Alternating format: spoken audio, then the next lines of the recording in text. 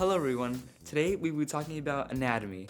No, not human anatomy. We will be talking about the anatomy of screws, bolts, and nuts. We will begin with the screws and bolts.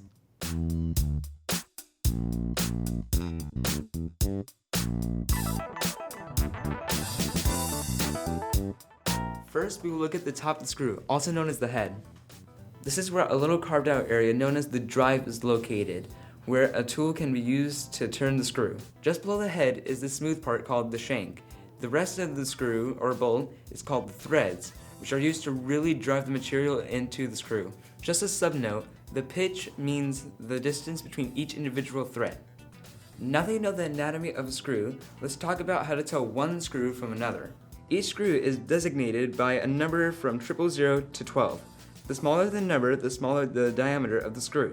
A screw is typically designated by a size followed by a dash and the number of threads per inch. For example, a 1032 screw is a number 10 screw with 32 threads per inch.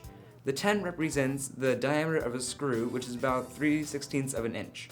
Items from countries outside of the United States may be metric, which are designated by the screw shank side in millimeters, followed by a dash and the number of threads per inch in millimeters. Now that we're done with measurements and anatomy, we can finally talk about all the different types of screws there are. These include machine, sheet metal, cap screws, self-drilling, masonry, concrete, drywall, deckwood, and more. There's a lot. But the main screws we use here at EPIC Robotz are hex drive screws with a 1/4 inch shank or longer. There are many types of screw head features like slot and Phillips to hex heads, which use a unique way to tighten them. The hex drives get their name from the hexagonal shape on their head, which are tightened by a tool called the Allen wrench, like so. When it comes to using such fasteners, we try to avoid using slotted head screws as they promote slippage. We also use Phillips and Torx drive drywall screws, which are really good when working with materials like wood. By only using a couple of screws, we're able to help out our team by using less tools to try and repair a bot in competition. Along with different drive features, there are also a lot of different screw heads. They range from flat and oval to socket, cap, button, and hex. The different head shapes changes from where it's going to be installed. At first, it's really hard to decide what head screw is which head screw, but once you look at them, you're easily able to decipher which one is which. We often use button head screws like this because the wide head helps transfer loads, keeps the screws from pulling through the material, and the low profile takes up less space. But cap head and flat head screws are used too, depending on the application.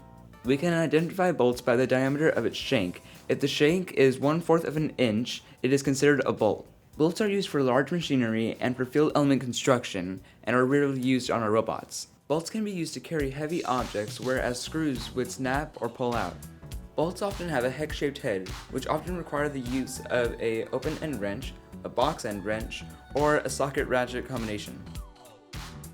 Hey, that's a pliers! Pliers tend to strip or round out the head of the bolt, which is why we tend to avoid them. Just like screws, there are many types of nuts. These include ring nuts, flange nuts, hex nuts, nuts with nylon locking features, square nuts, acorn nuts, and barrel nuts. Quite frankly, all of these are driving me nuts. The main nuts we use on robotics are flange, hex nuts, and nuts with nylon locking features. The choice of nut is determined by the application. Hex nuts spin on quickly but loosen easily, as you can see here. Nuts with this nylon locking feature won't come off because of the friction the nylon creates with the screw threads, but they are harder to turn and take longer to install. You can't really put them on with your fingers, and remember, the nylon feature always goes on top. Flange locking nuts have a locking feature which engages in half a turn. This feature applies on metal but not wood, and remember those pliers? That applies here too. If you enjoyed this video, please consider giving it a thumbs up and subscribing to our YouTube channel, and please share it to your friends. Thanks for watching!